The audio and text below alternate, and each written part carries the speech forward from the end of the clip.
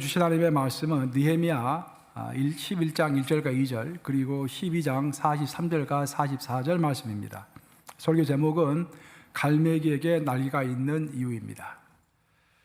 느헤미야 11장 1절 백성의 지도자들은 예루살렘에 거주하였고 그 남은 백성은 제비 뽑아 10분의 1은 거룩한 성 예루살렘에서 거주하게 하고 그 10분의 9는 다른 성읍에 거주하게 하였으며 예루살렘에 거주하기를 자원하는 모든 자를 위하여 백성들이 복을 빌었느니라. 이날에 무리가 큰 제사를 드리고 심히 즐거워하였으니 이는 하나님이 크게 즐거워하게 하셨음이라. 부녀와 어린아이도 즐거워하였으므로 예루살렘이 즐거워하는 소리가 멀리 들렸는지라. 44절 합독합니다. 시작. 그날에 사람을 세워 곡간을 맡기고 제사장들과 레위 사람들에게 돌릴 것, 곧 율법에 정한 대로 거제물과 처음 익은 것과 11조를 모든 성읍밭에서 거두어 이 곡간에 쌓게 하였노니 이는 유다 사람이 섬기는 제사장들과 레위 사람들로 말미암아 즐거워하기 때문이라. 살아계신 하나님의 말씀입니다. 여러분, 갈매기에게는 왜 날개가 있을까요? 날기 위해서 날개가 있겠죠. 닭에게도 꼭 똑같이 날개가 있습니다. 닭은 날개가 있음에도 불구하고 몸집만 컸지 날지를 않습니다. 그래서 그 차이가 무엇인지, 하나님께서 어떤 메시지를 해주시는지 함께 살펴보고자 하는 것입니다. 지난주에는 G7 회의가 있었습니다. 큰일이었죠. 글로벌 7, 전 세계를 움직이는 주요 7개국 정상회담이 일본에서 있었습니다. 그래서 지난주 이제 오늘 끝나죠. 그러니까 오늘 거기는 13시간이 빠르니까 아마 이미 끝났을 것 같아요. 밤이 돼가지고. 특별히 이제 일본에서도 히로시마에서 G7이 열려가지고 많은 이제 관심을 받았어요. 왜 그럴까요? 히로시마는 원자폭탄이 터졌던 곳이죠. 그 히로시마에 일본과 연합군들이 원자폭탄을 터뜨렸는데 바로 거기에서 그 정상들의 프랑스라든지 영국이라든지 미국 원자폭탄을 터뜨렸던 그 나라들이 히로시마에 모여가지고 함께 협력했던 것입니다. 과거 일본과 한국이 경쟁했던 그 경쟁의 역사를 보면은 이제 언급할 때 가끔 우리는 그런 이야기를 합니다. 왕이시여, 나에게는 아직 12척의 배가 있습니다. 그런 이야기를 가끔씩 합니다.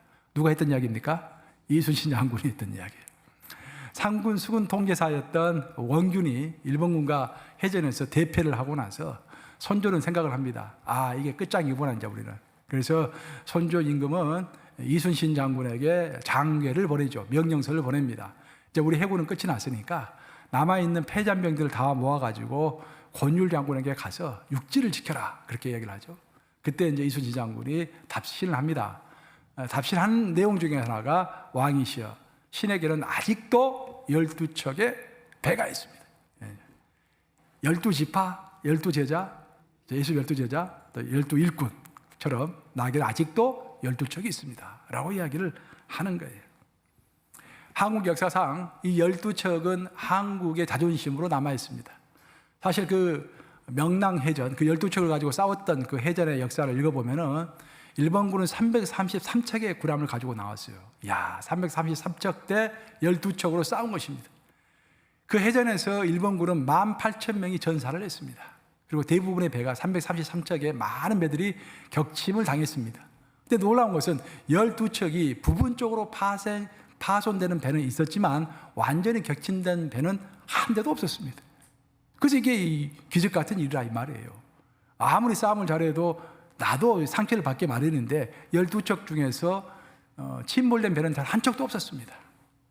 그래서 12척 하면은 일본에게는 트라우마가 있는 숫자입니다. 근데 일본이 이제 이런 수치만 당한 것은 또 아닙니다. 일본이 또 영광스러운 일도 있었어요. 일본 해군에 영광스러운 일도 있었는데 일본은 그 6자라는 숫자를 중요시 여기고 있습니다. 왜냐하면 일본은 인류 역사상 미국 다음으로 항공모함을 6척을 건조한 최초의 나라입니다. 그 역사의 기록은 지금도 깨지지 않고 있어요. 인류 역사상 항공모함을 동시에 6척 이상을 가져본 나라는 미국하고 일본밖에 없습니다. 지금 러시아도 6척이 안 돼요. 그런데 그 6척을 가지고 1941년도 12월 7일 날 그 6척에다가 항공모함 6척에다가 한재기 300대를 실어가지고 미국으로 쳐들어와가지고 미국을 진주만을 공격했죠. 그리고 그에 대한 대가로서 일본은 히로시마에다가 원자폭탄을 터뜨렸던 것입니다.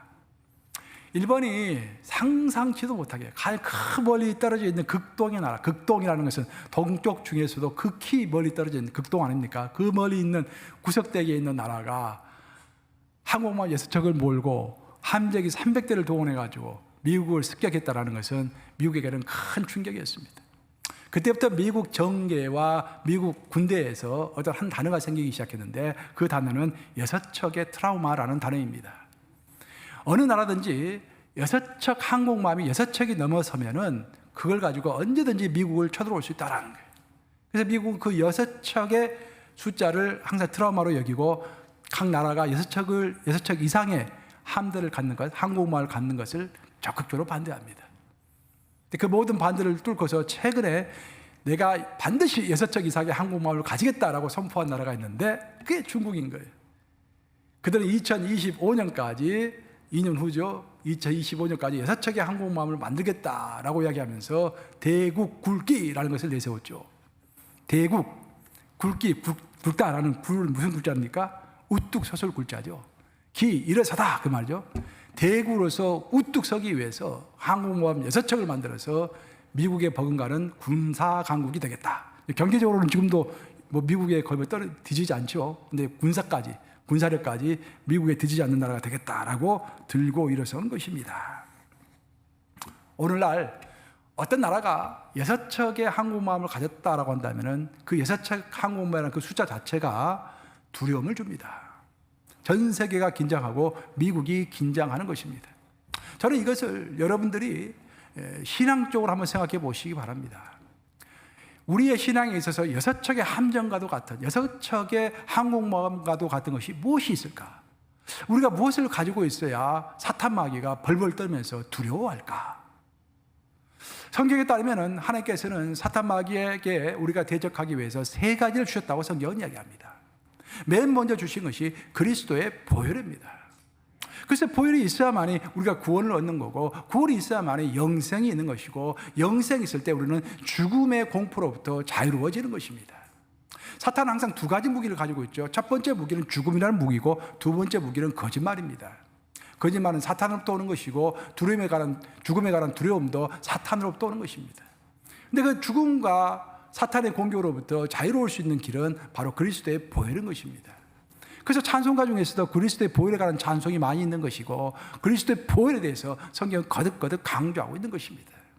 두 번째로 하나님께서 우리에게 주신 사탄에게 대적할 수 있는 무기는 성령입니다. 성령은 하나님의 영이죠. 하나님의 영, 예수님의 영이 내 안에 거하심으로 나는 하늘 지혜로 이 땅을 살아가는 것입니다. 세상이 뭐라고 할지라도 타인이 뭐라고 할지라도 신경 쓰지 않고 내 길을 가는 것입니다. 하늘 지혜로 가는 거예요. 내 지혜로 가는 것이 아니죠. 하늘 지혜로 가는 것입니다. 그리고 세 번째로 성경에 따르면 하나님께서 우리에게 주신 사탄에게 대항할 수 있는 무기는 나사렛 예수 그리스도의 이름의 권세입니다. 그 이름의 권세가 있다고 되어 있습니다. 나사렛 예수 그리스도의 이름으로 명령을 하면 내 명령은 듣지 않아 사탄이. 나쁜 영이 내 이름을 듣지 않는데 내 말은 듣지 않는데 나사렛 예수 그리스도의 이름으로 명령하면 물러나게 되어 있는 것입니다.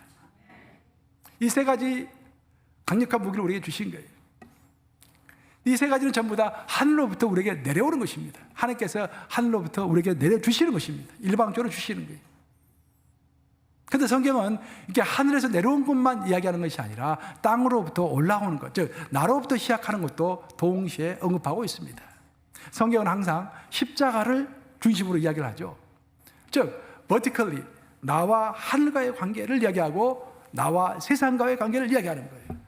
나와 하나님과의 관계에 있어서는 하늘에서 하나님께서 나에게 그리스도의 보혈의 능력을 주시고 성령을 주시고 나사렛 예수 그리스도의 이름의 권세를 주신 것입니다. 반면에 나 인간으로서 내가 할 수 있는 것이 있는데 그것을 성경은 그 2가지로 이야기합니다. 그러니까 2가지는 잘 연결이 되어 있는 거예요. 그럼 내가 하나님의 권세를 누리면서 이 땅을 자유롭게 살아가기 위해서 내가 가질 수 있는 무기는 내 스스로가 가질 수 있는 무기가 무엇인가? 성경은 명백하게 이야기합니다. 첫째는 하나님을 사랑하는 것이라고 이야기합니다. 신명기 6장이죠. 4절과 5절 우리 함께 읽어보겠습니다. 시작. 이스라엘아 들으라. 우리 하나님 여호와는 오직 유일한 여호와이시니 너는 마음을 다하고 뜻을 다하고 힘을 다하여 내 하나님 여호와를 사랑하라.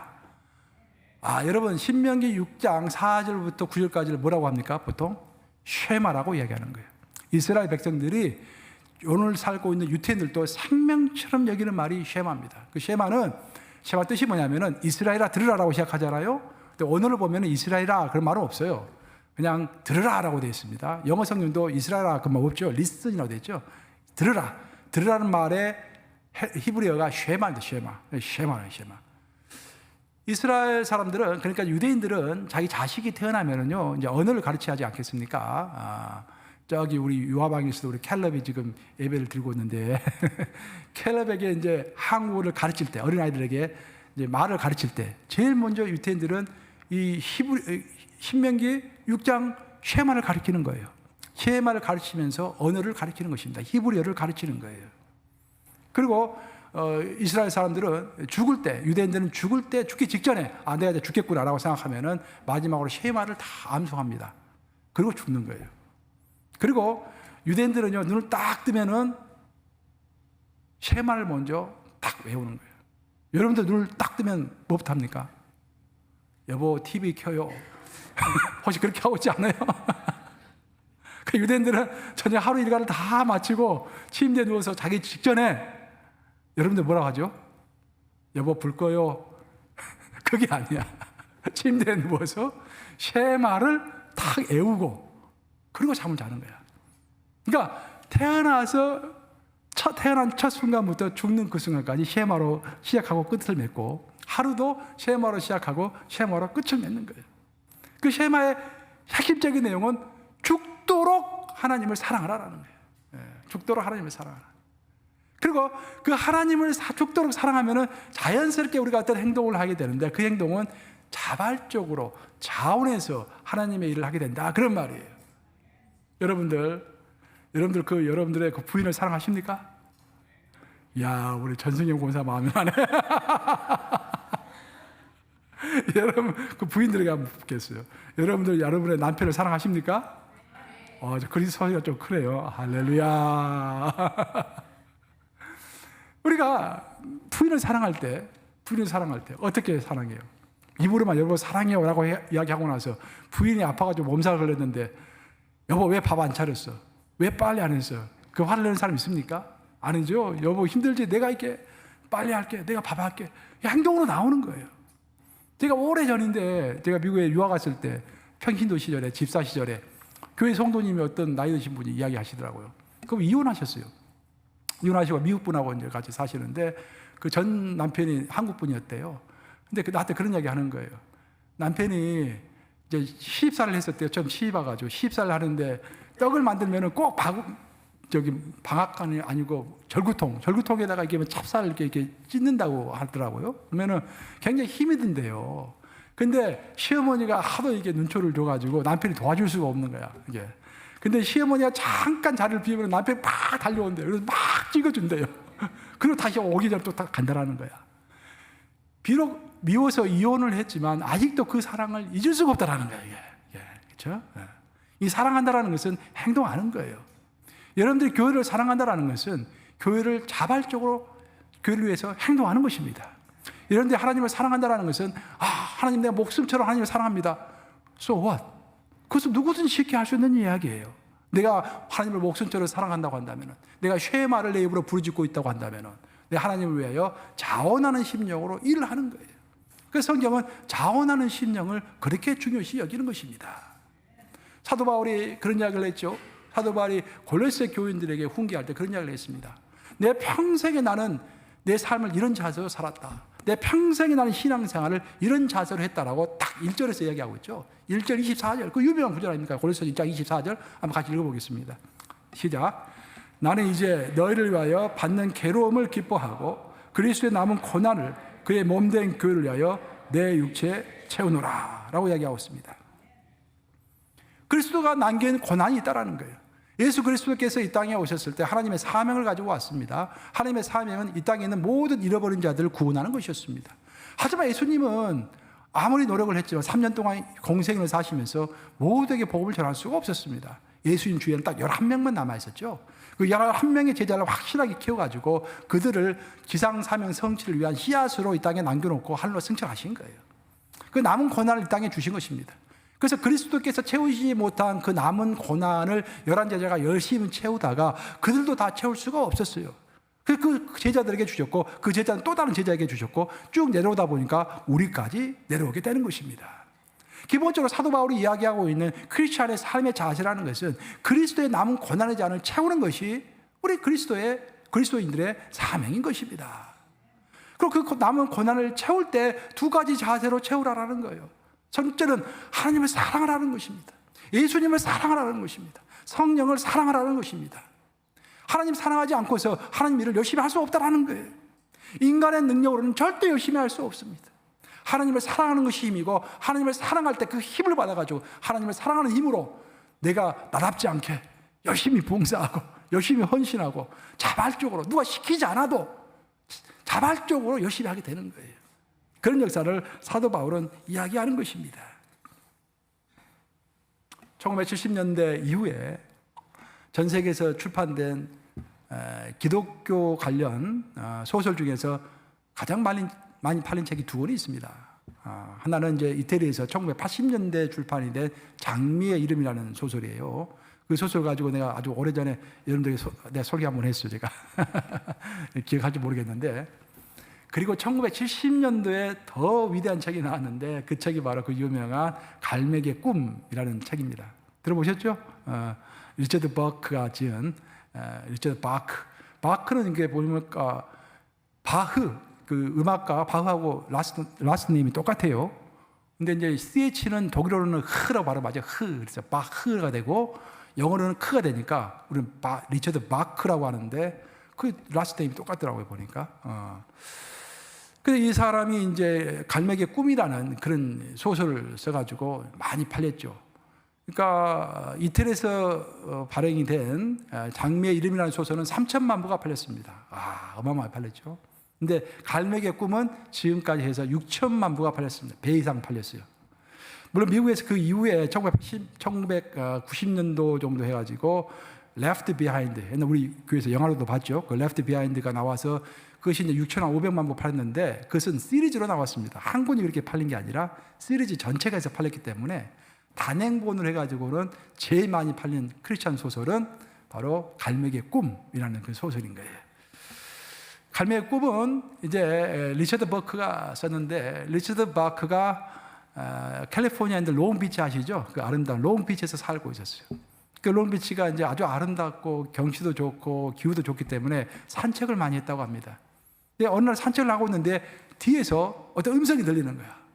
근데 그 음성을 듣고서 영감을 팍 얻게 되는 것입니다, 이 사람이. 그래 그 영감이 사라지기 전에 막 집으로 달려갔대요. 집으로 달려가가지고 그 당시에 1960년대 후반이니까 이제 컴퓨터가 없었잖아요. 타자기를 가지고 막 타자를 친 거예요. 그게 한 3,000단어 정도를 쳤다고 그래요. 근데 더 이상 영감이 떠오르지 않아가지고 거기서 딱 멈춘 거야. 그리고 한 9년 세월이 흘렀습니다. 9년 세월이 흐른 다음에 또 롱비치를 이렇게 산책하고 있는데 또 한 번 음성이 들렸던 거예요. 그래서 그 음성을, 그 영감을 가지고 와가지고 책을 완성해서 만든 책이 바로 갈매기의 꿈이라는 책입니다. 그 꿈이. 제가 이제 이현영 씨 글을 읽어보니까 마지막 수업이라는 그 책을 이현영 씨가 마지막으로 남기고 돌아가셨잖아요. 그 마지막 수업에 보면은 제일 마지막 부분에 그 이야기, 리처드 버크 이야기가 나와요. 리처드 버크가 영감 받아가지고 막 글을 쓴 다음에 그 타자기를 바다에다가 던져버렸대요. 더 이상 나는 쓸 것이 없다. 그런 이야기죠. 약간 과장 같기도 하고. 그런데 그 말이 사실인가 해가지고 막 찾아봤는데 어디에도 그 이야기 안 나오더라고요. 하여튼 이현영 씨도 어디서 들었겠죠, 그 이야기를. 그렇게 해서 이제 그 사람이 소설을 쓴 거예요. 그 소설은 4부로 구성되어 있습니다. 4부로. 그 내용을 잠깐 언급드리면은 일부는 이렇게 시작을 해요. 많은 갈매기가 해변가에 있는데 그 갈매기는 두 가지 종류가 있다. 첫 번째 종류는 먹기 위해서 나는 갈매기가 있고, 또 어떤 소수의 갈매기들은 날기 위해서 먹는 갈매기가 있다라고 두 부류로 딱 나눕니다. 먹기 위해서, 즉 먹는 것을 찾기 위해서 나는 갈매기는 절대로 높이 나르는 법이 없고 멀리 날아가는 법이 없다는 거예요. 아무리 멀리 날아도 300m 이상을 날아가지 않는다라고 이렇게 적혀 있습니다. 먹는 것만 찾으면 되니까. 사람들이 던져준 새우깡 같은 거, 그죠? 해변가에 새우깡, 초코파이, 또 바닷가에 있는 물고기들, 그 잡아 먹고 그걸로 만족하는 거죠. 근데 어떤 갈매기들은 결코 먹는 것으로 만족하지 못하고 막 높이 날고 나는 것을 연습하고 그러다가 배가 고프면은 간단하게 먹고 또 날고 그렇게 사는 갈매기가 있더라는 거예요. 주인공 갈매기는 조나단 리빙스턴 갈매기라고 되어 있죠. 이름이 조나단 리빙스턴이에요. 조나단이라는 것은 미국 역사상 가장 존경받는 목사님 조나단 에드워드 목사님을 상징하는 그런 단어죠. 그리고 리빙스턴은 누굽니까? 아프리카를 탐험했던 선교사 겸 탐험가죠. 그 사람의 이름을 이렇게 두 사람의 이름을 뜯어가지고 조나단 리빙스턴 갈매기라고 한 거예요. 그 조나단 갈매기는 그냥 먹는 것으로 만족이 안 되는 거예요. 그래서 막 높이 나는 것입니다. 근데 그 모습을 본 아버지가 걱정이 된 거예요. 아들아, 너 멀리 날 필요가 없다. 멀리 날고 높이 날면 위험하단다. 그러다가 병 나고 죽으면 어떡하려고 그러냐. 절대로 멀리 날지 말고 높이 날지 말아라. 그렇게 설득을 합니다. 아버지가 그렇게 설득함에도 불구하고 그는 멈출 수가 없었습니다. 계속 높이 나는 거예요. 그러자 마을에 있는 그 동료 갈매기들이 이상하게 보기 시작했습니다. 쟤는 별종이야. 우리하고는 다른 애야. 그래서 그를 비하하고 비난하기 시작한 거예요. 그리고 그는 아웃캐스트. 아웃캐스트가 뭡니까? 영어로 하면 한국말로 하면은 왕따 시키는 거죠. 왕따를 시키는 거야. 열심히 하니까 왕따를 시키는 거예요. 아웃사이더로 만드는 것입니다. 근데 이 소설 전체가 기독교의 풍자입니다. 풍자 보면은 교회에서도 마찬가지고 심지어 교단도 마찬가지예요. 우리 교단에서도 보면은 어떤 목사님이 열심히 교단을 위해서 일을 하면은 다 사각경을 끼고 보기 시작해요. 분위기가 좀 싸합니다. 이렇게. 교회에서도 마찬가지예요. 교회에서도 열심히 일을 하면은 좀 많은 사람들이 그 도와줘야 하는데, 열심히 도와줘야 하는데 더 돕질 않은 거예요. 더 왕따를 시키려고 막 하는 거예요. 이상한 사각경을 끼고 보기 시작하는 거예요. 그것이 어느 한두 교회에 국한되어 있는 것이 아니라 하나님의 나라에서 전체적으로 벌어지고 있는 일이다라는 거예요. 그래서 풍자에서 이제 설명하는 것입니다. 그렇게 해서 거기에 있는 갈매기들이 이것은 이 조나단 갈매기는 도저히 안 된다. 쫓아내야 한다. 쫓아내버려요. 그래서 할 수 없이 조나단은 쫓겨나게 됩니다. 그래서 1부가 끝나는 거예요. 2부에 이제 들어서면은 쫓겨난 조나단은 그래도 자기의 꿈을 포기하지 않고 나는 그 누구보다도 나알기를 잘해야겠다. 해가지고 나는 연습을 계속 하는 거예요. 그러다 어느 날 천사처럼 생긴 2명의 갈매기를 만나게 됩니다. 그 2명도 기가 막히게 날기를 잘하는 거야.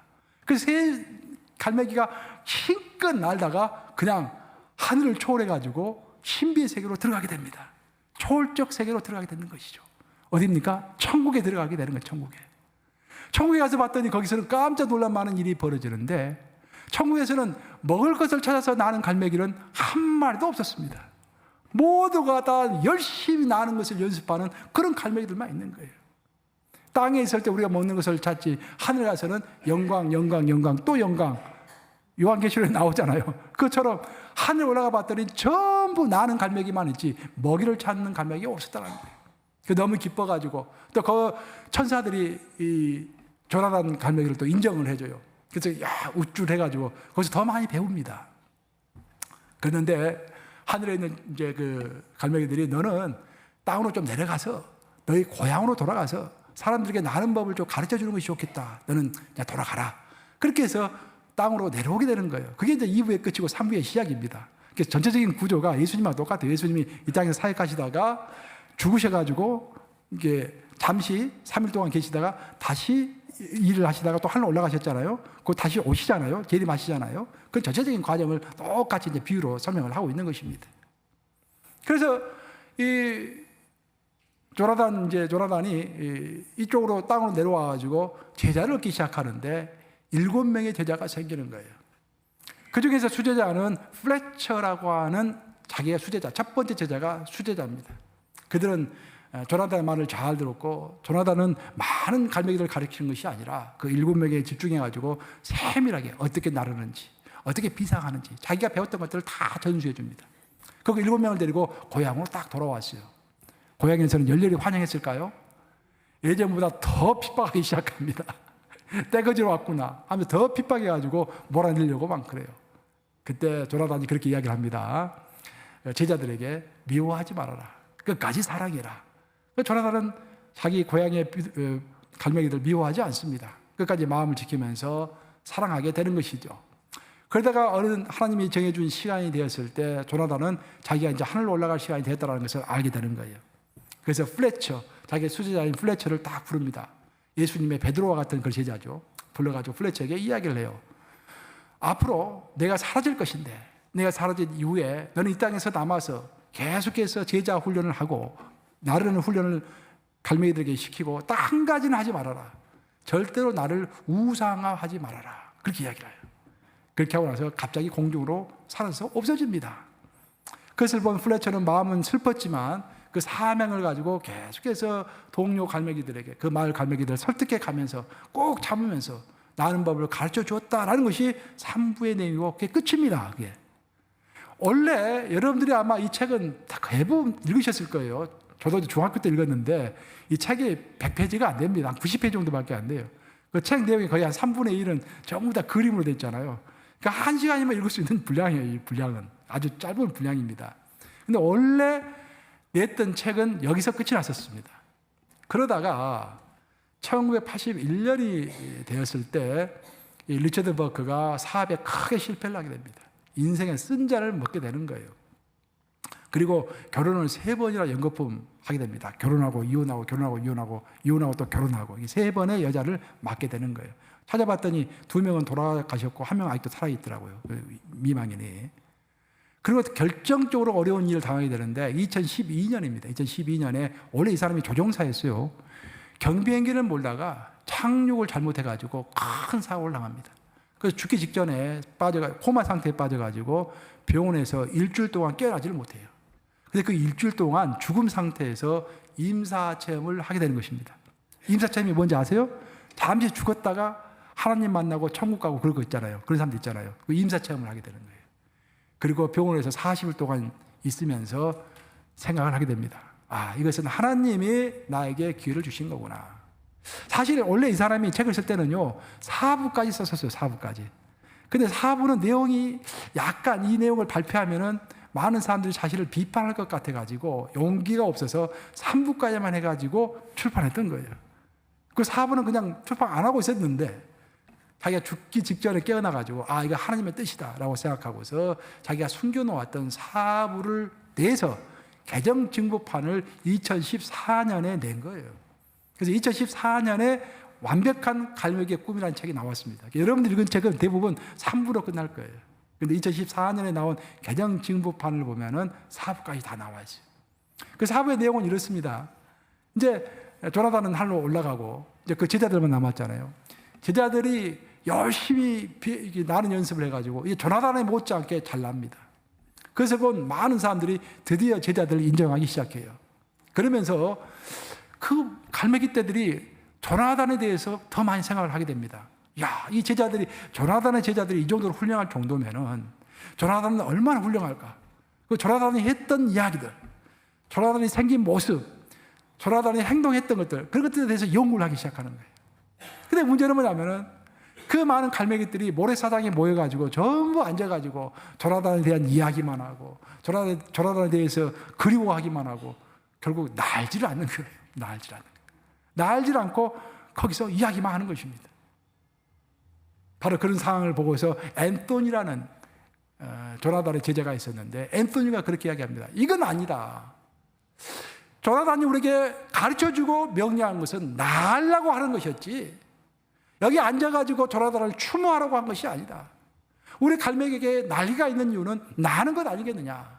그렇게 이야기를 하고 설득을 해도 사람들이 말을 듣지 않는 거예요. 그래서 안 되겠다. 난 죽어야겠다. 이 무의미한 삶에서 벗어나야겠다. 라고 생각하고 죽기 위해서, 바다에 빠져서 죽기 위해서 일단 하늘로 높이 올라갑니다. 높이 올라가서 그 힘을 받아가지고 밑에 극강항을 해가지고 익사, 물에 빠져서 죽으려고 높이 올라가는 거예요. 그때 높이 올라가는데 거기서 빛과 같이 확 나르는, 정말로 잘 나르는 갈매기 하나를 만나게 되는 것입니다. 그래서 앤토니가 깜짝 놀라가지고 누구시오? 라고 물어보고 그 사람과 그 갈매기와 대화를 하기 시작하는 거예요. 그 갈매기가 죽으려고 하는 앤토니에게 묻습니다. 너 나르니까 기분이 좋지? 네, 기분이 좋습니다. 내가 너에게 물어볼게. 갈매기는 무엇을 위해 살지? 날기 위해서 사는 것이란다. 하나님께서 갈매기에게 왜 날개를 주셨지? 날라고 갈매기를 주신 거란다. 죽으라고 갈매기를 주신 것이 아니야. 날개를 주신 것이 아니야. 그 말을 듣고서 앤토니는 큰 깨달음이 옵니다. 그래서 이름을 묻습니다. 당신의 이름이 무엇이오?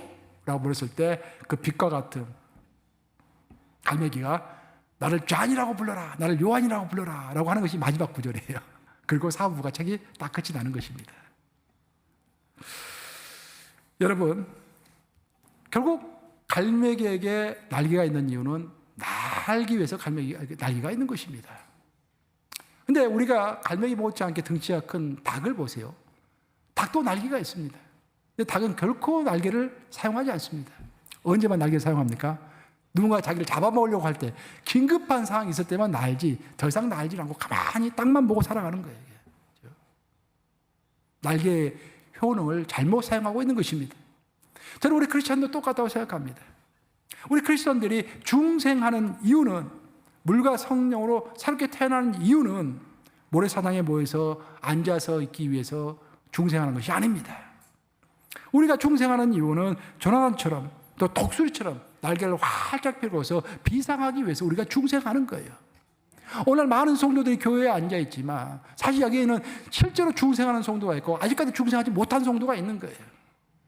중생이라는 것은 물과 성령으로 거듭나는 것입니다. 생각이 바뀌는 것이고 행동이 바뀌는 것이죠. 하나님께서 우리에게 중생을 주신 이유는 너희가 그냥 교회에 가만히 앉아 있어라, 그것이 아니라 모래사장에 앉아 있어라 라고 우리의 중생을 주시는 것이 아니라 비둘기처럼, 아니 독수리처럼 할로 비상해라 라고 우리에게 중생을 주실 줄로 믿습니다. 갈매기들은 모래사장에 앉아서 이것저것 많은 활동을 했지만 한 가지를 결코 하지 않았어요. 나는 것을 하지 않은 것입니다. 그럼 난다는 것이 무엇일까요? 여러분, 난다는 것이 뭡니까? 지금 리처드 버클이 설명하고 있는 난다라는 것을 계속해서 설명하고 있는데, 난다라는 게 뭡니까? 난다라는 것은 자유롭다라는 거예요. 자유롭다. 우리 크리스천들의 가장 종착지는 자유입니다. 자유.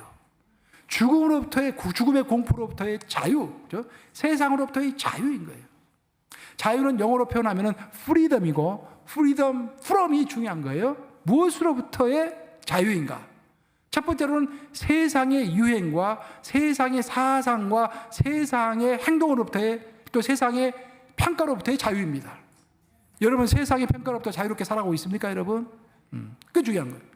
두 번째로는 나로부터의 자유, 세상으로부터의 자유할 뿐만 아니라 나로부터의 자유도 굉장히 중요한 거예요. 모든 인간은 사유의 동물입니다. 생각하는 동물이다 그 말이에요. 생각하는 존재, 그 생각이 우리를 괴롭히는 거예요. 내일은 아직 오지도 않았는데 내일은 무척 고민합니다. 과거는 이미 흘러간 시간인데 과거를 무척 또 고민하는 거예요. 미래의 고민과 과거의 고민 때문에 오늘 제대로 살아가지 못하는 그 사유라는 것이 우리를 괴롭히고 있는 것입니다. 근데 우리가 예수 그리스도를 알게 되면 내일은 내일이 염려할 것이요 한날 괴로우면 그날로 족하느니라. 모든 것을 버리고 너는 지금이라고 하는 이때 너는 먼저 그의 나라와 그의 일을 구하라. 현재를 이야기하고 있잖아요. 예수님께서 그 나로부터의, 그 부정적인 사유로부터의, 근심의 사유로부터의 프리덤, 자유, 그 중요한 것입니다. 마지막으로 우리는 사탄으로부터의 자유, freedom from Satan, 사탄으로부터의, 사탄의 권세로부터 자유로워지는 것. 이 모든 것이 중생의 결과로 우리가 얻게 되는 것입니다. 그런 자유로운 삶을 리처드 버클은 이야기하고 있는 거예요. 그런데 더 한 가지 중요한 것은, 여기서 우리가 한 발자국 더 나가야 하는데, 우리가 freedom from으로 끝나면 아무것도 아닙니다. 그래서 세상에서도 할 수 있는 일이에요. 중들이 절에 가가지고 나는 자연인이다, 그 프로그램이 유튜브 보면 많이 뜨더라고요. 그래서 몇 번 봤더니 중들이 많이 나오더라고요. 세상 다 등지고 와서 도 닦는 거예요. 도 닦는 거. freedom from, 나의 사유로부터, 내 근심으로부터 자유로워지는 것이죠. 그런데 우리 크리스천들은 그 내가 자유를 얻었으면 그 자유를 나를 위해서 사용하는 것은 아무것도 아닙니다. 그 세상에서도 얼마든지 할 수 있는 일이에요. 세상 사람들이 철학을 공부하고 정치학을 공부하고 경제학을 공부하는 이유가 뭡니까? 내가 자유롭게 내가 원하는 대로 이 땅을 살기 위해서 그렇게 노력하는 거예요. 그래서 세상에서도 할 수 있는 일입니다. 그래서 우리 크리스천들에게는 freedom from만 중요한 것이 아니라 더 중요한 것은 freedom for what? 무엇을 위한 자유인가가 굉장히 중요한 것입니다.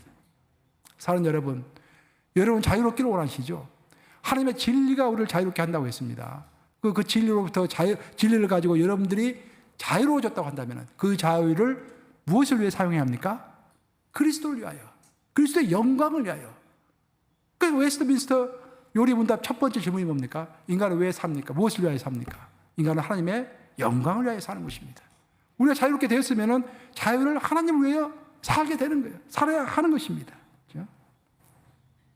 그리고 우리가 정말로 내 자유를 하나님을 위해서 사용한다라고 하는 그 증거는 하나님을 위하여, 하나님의 나라를 위하여 자원하는 심령으로 주님을 사랑하는 것입니다. 내가 아무리 죄를 자유로워졌다고 주장을 하고 내가 아무리 하나님을 사랑한다고 주장한다고 할지라도 자원하는 심령으로 하나님의 일을 하고 있지 않다고 한다면 그것은 말장난입니다. 오늘날 사람들은 땅에서의 일에 집중하느라 하늘을 놓치고 하늘을 날지 못하고 있습니다. 하나님은 우리가 독수리로 살기를 원하시지 우리가 닭이나 참새처럼 살기를 원하시지 않아요. 일부 예배 때 내가 참새라는 말을 닭이라는 말 대신에 참새라는 말을 사용했거든요. 그때 어떤 분이 목사님 참새 무시하지 마세요. 닭이 더 어울릴 것 같아요. 그렇게 얘기하더라고요. 들어보니까 그 말로 맞는 것 같아요. 기본적으로 여러분들이 아셔야 할 것은 뭐냐면은 여러분 안에 계시는, 여러분 안에 누가 계시죠? 성령이 계시죠. 하나님의 영이면서 예수님의 영이신 예수님의 영이 내 안에 계시는 거예요, 지금.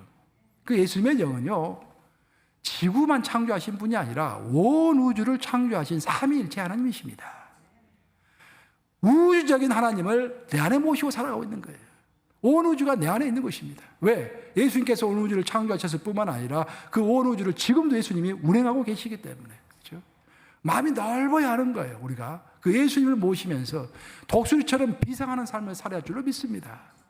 삼체처럼 그냥 쪼잘쪼잘거리면서 그냥 닭처럼 그냥 땅만 보며 살아가는 그런 삶이 아니라 하나님께서 우리에게 독수리의 날개를 주셨기 때문에 그 성령이라고 하는 어마어마한 날개를 주셨잖아요. 날개를 확 펼치면서 독수리처럼 자원하는 심령으로 정말 쾌활하게, 명랑하게, 기분 좋게 하나님을 섬기면서 쫙쫙 올라가는 그런 독수리의 삶을 살아갈 줄로 믿습니다. 오늘 본문은 자원에서 하나님의 일을 했던 이름 없는 자들에 대한 이야기입니다. 느헤미야, 오늘 본문을 보시면은 느헤미야와 이스라엘 백성들은 있는 힘을 다해서 무너진 예루살렘 성벽을 재건했습니다. 근데 문제는 재건을 하고 나서 문제가 뭐냐면은 아직도 일은 다 끝나지 않았고 예루살렘 성벽을 재건하는 것만 일인 게 아니라 재건한 예루살렘 성벽이 다시 무너지지 않도록 그것을 지키는 것은 더 큰 일이었습니다. 그래서 오늘 본문을 보시면은 리더들은 당연히 예루살렘 성 안에 들어가서 살아야 했고 백성들 중에서 제비뽑기를 해가지고 10분의 1을 뽑아서 의무적으로 예루살렘 성 안에 들어가서 살도록 했습니다. 이 구절을 여러분들이 잘 이해하셔야 돼요. 왜냐하면은 우리가 상식적으로 생각하면은 예루살렘 성은 이미 성벽이 세워졌고 예루살렘 안에는 여러 문화시설이 있기 때문에 성 안에 들어가서 사는 것이 훨씬 더 좋다고 생각할 수 있을 것입니다. 그래서 여러분들이 그걸 모르고 성경을 읽으면은 야, 성 안에 들어가서 서로 살려고 하니까 제비뽑기를 했는가 보다 그렇게 생각할 수 있어요. 전혀 안 해요. 전 반대예요. 그 당시에는 모든 이방 족속들이 예루살렘 성을 무너뜨리려고 다 노리고 있었기 때문에 아직도 완공이 안 돼 있는 예루살렘 성 안에 들어가서 산다는 것은 위험한 일이었습니다. 그리고 아직까지 보수 공사가 계속 진행되고 있었기 때문에 많은 고단한 일이었어요. 그래서 서로 들어가지 않으려고 한 것입니다.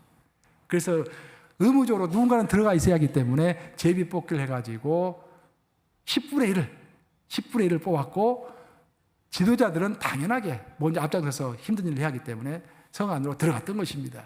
그런데 놀라운 것은 그 힘든 곳 안에 자원하는 사람들이 있어가지고 자원하는 사람들이 그 안으로 들어갔다라는 것입니다.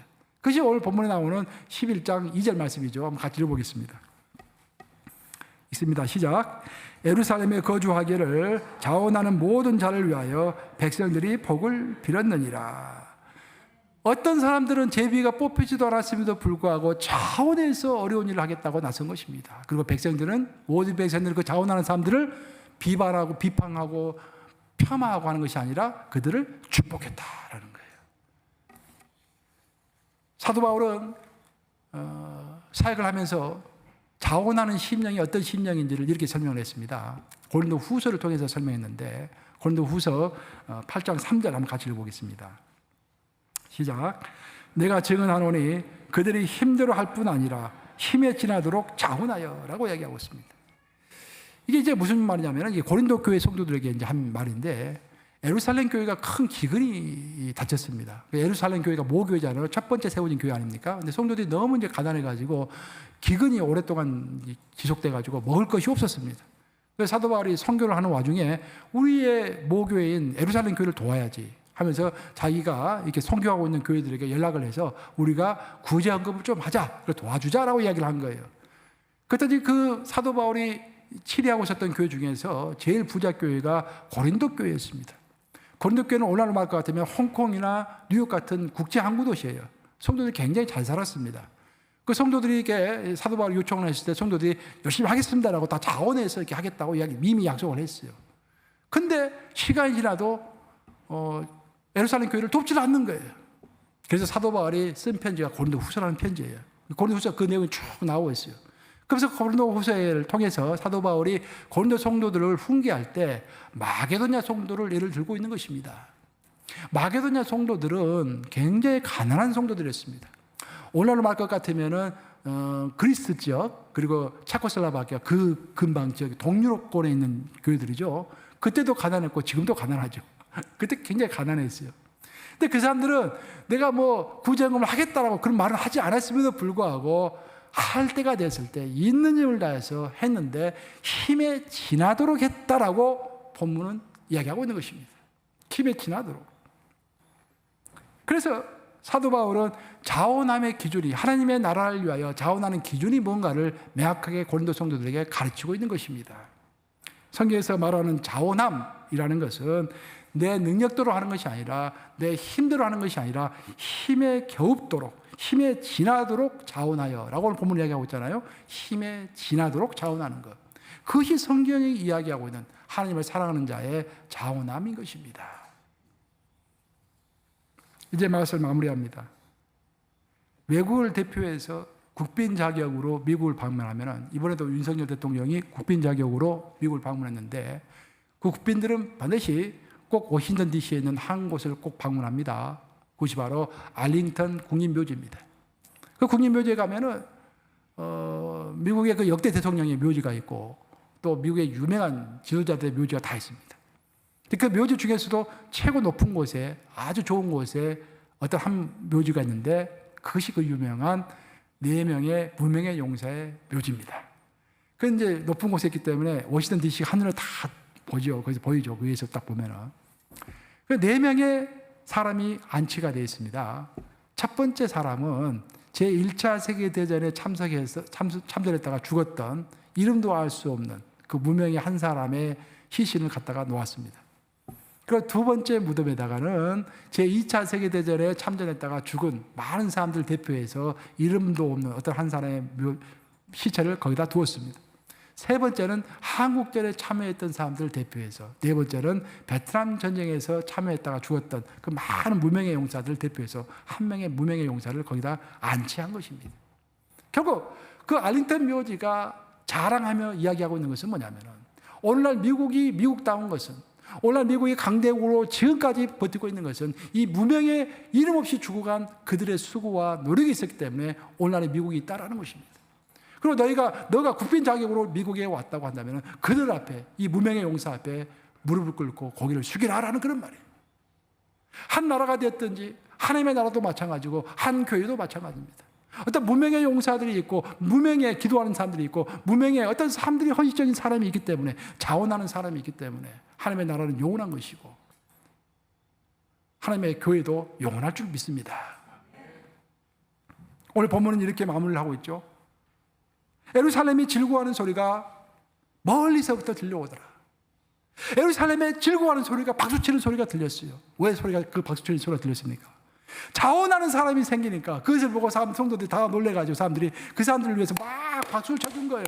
와, 우리 가운데 이렇게 자원하는 사람이 있구나 라고 즐거워서 찬송 부르며 박수를 친 것입니다. 그 소리가 얼마나 컸던지, 예루살렘 저 멀리까지 그 소리가, 즐거워하는 소리가, 그 자원하는 사람들 축복하는 소리가 들려왔다라는 큰 이야기로 오늘 본문은 마무리를 짓고 있는 것입니다. 하나님은 우리가 자원하기를 원하십니다. 예수님은 그 모범을 보여주셨어요. 예수님은 성경에 따르면 자원하셔서 이 땅에 내려오셨습니다. 이 땅에 아기 예수의 모습으로 태어나셨죠. 예수님은 자원하심으로 십자가를 지셨습니다. 그렇죠? 예수님이 거절하려면 얼마든지 거절할 수 있었습니다. 자원하심으로 십자가를 지신 것입니다. 하나님의 나라는 우리들이 자원함이 있든지 없든지 하나님의 나라는 결국은 완성이 될 것입니다. 근데 우리가 자원함이 없이 그 자원함을 외면한다면 하나님의 나라가 완성되어 가는 데 있어서 나는 아무런 역할을 할 수 없게 될 것입니다. 저는 내 자신의 사역을 생각할 때도 항상 그걸 생각해요. 내가 자원하지 않고 내가 열심히 내지 않으면 나만 손해다. 왜? 하나님의 나라는 나를 통해서가 아니라 다른 사람 통해서 이루어지겠지. 하나님의 나라는 누군가를 통해서 이루어집니다. 근데 나를 스쳐 지나가 버리면 나만 손해죠. 그렇죠? 하나님 앞에 섰을 때 할 말이 없어지는 것이죠. 이 말씀을 명심하심으로 믿음의 날개를 활짝 펴시기 바랍니다. 여러분, 우리에게 성령의 날개가 있는 이유는, 또 그리스도의 보혈의 날개가 있는 이유는, 또 예수님을 사랑하는 날개가 있는 이유는, 그 모든 이유는 날 위함입니다. 우리 안에 정말로 엄청난 우주적인 예수님이 계신 것을 명심하시면서 독수리처럼 하늘 높이 자원하심으로 날아가는 여러분이 되시기를 우리 주님의 이름으로 축원합니다. 기도하셨습니다.